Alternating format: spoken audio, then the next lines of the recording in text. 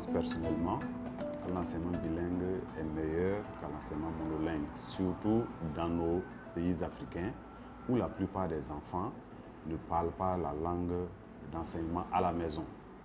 Donc ils parlent la langue maternelle à la maison et lorsqu'ils vont à l'école, ils ont besoin d'abord qu'il y ait un enseignement dans cette langue avant d'embrasser la langue d'enseignement qui est une langue généralement étrangère. Et je crois que les recherches dans le domaine, en la matière, ont montré que celui qui apprend d'abord, commence à apprendre à l'école avec sa langue maternelle, et apprend plus vite et plus efficacement que celui qui commence directement avec la langue étrangère. En tout cas, d'un point de vue personnel, je pense que c'est une bonne chose.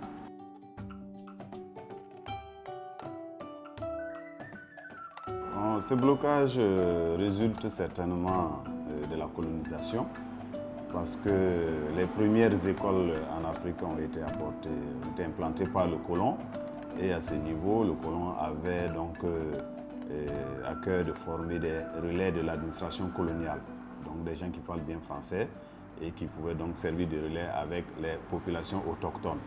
Et donc cette école-là a imposé pratiquement le français, en ce qui concerne les pays francophones, comme langue d'enseignement qu'il fallait parler obligatoirement à l'école.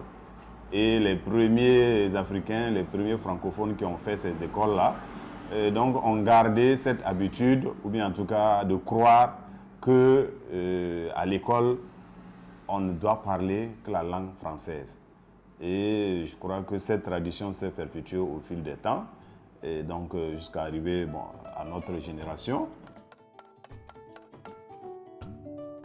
Quand moi j'étais à l'école, il était formellement interdit de parler sa langue nationale, sa langue maternelle. Et ceux qui enfreignaient la règle devaient porter un symbole. En fait, le symbole, c'est quoi? C'est la maxillaire inférieure, donc l'os de la mâchoire inférieure de l'âne, et autour duquel on a enfilé une corde et qu'on pouvait porter comme un pendentif. Et tous les élèves, en tout cas chaque élève qui parlait la langue maternelle et qui était surpris en train de parler la langue maternelle devait porter le symbole, comme on l'appelait, jusqu'à ce qu'il trouve un autre qui parlait également la langue maternelle à qui il devait enfiler le symbole. Et je vous dis que ça a été traumatisant parce qu'il y a des élèves qui ont dû porter le symbole pendant plusieurs jours, faute de ne trouver aucun autre élève qui parlait la langue maternelle. Et ça, je vous le dis, c'est dans la cour de la récréation, ce n'est pas en classe. Le symbole, ça se donnait dans la cour de la récréation, dans la cour de l'école, pas en classe.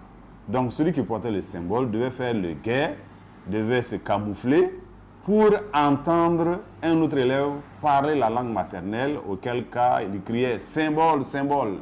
Et maintenant, il priait Dieu que les autres élèves qui étaient autour de celui qui a parlé la langue maternelle, en tout cas, soient d'accord avec lui, confirment effectivement que ce dernier a parlé la langue maternelle, et auquel cas, il devait maintenant enfiler le symbole à celui qui a parlé la langue maternelle.